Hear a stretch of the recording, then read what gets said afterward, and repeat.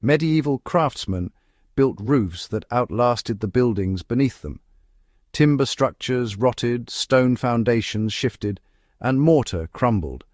But the roof coatings applied by the people who understood material preservation in the 12th and 13th centuries held against rain, freeze cycles, and decades of exposure with a performance that, honestly, modern synthetic coatings frequently fail to match. This was not accident. It was the result of a coating philosophy that modern waterproofing marketing has largely reversed to the consistent detriment of the structures people are trying to protect. The modern approach to waterproofing is additive.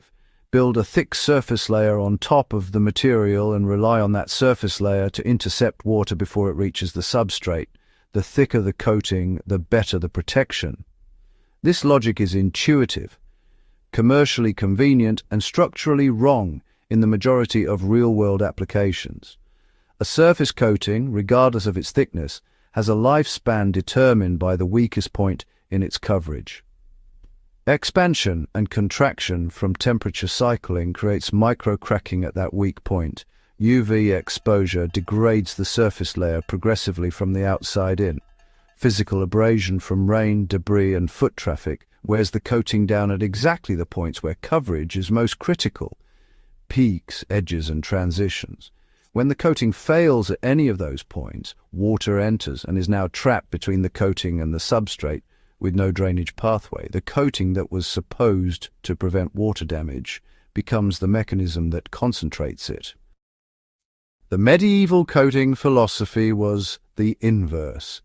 Rather than building a barrier on top of the wood, craftsmen drove the protective material into the wood, saturating the fiber structure so deeply that water had no unsaturated pathway to enter. What penetrates cannot be displaced from the outside in. A surface coating sits at the weather interface and, well, takes the full force of every rain event, every temperature cycle, every abrasive contact. A penetrating treatment, on the other hand, sits inside the material, protected by the material's own outer fibers, and its protective function is preserved even as those outer fibers experience weathering. The outer surface can look weathered and still be providing full internal protection because, the protection is not on the surface. The oil-based wood sealant that replicates this medieval penetrating principle in a modern food-safe formulation is the garden box sealer, linked in the description.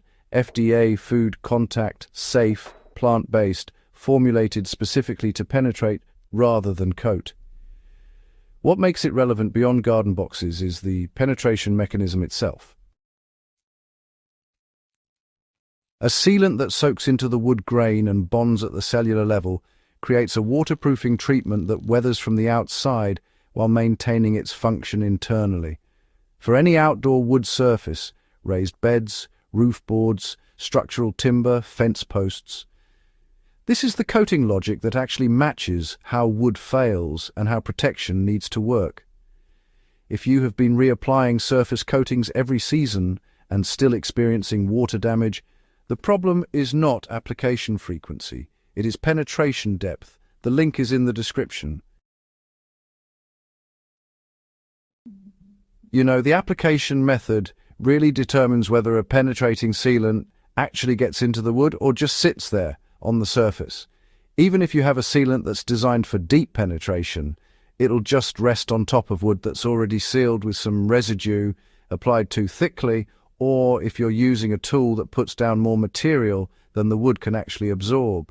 Back in medieval times, craftsmen would apply their oil treatments in thin, careful passes, using tools that spread the material evenly and allowed the wood to soak it up between applications instead of just building up a film on top.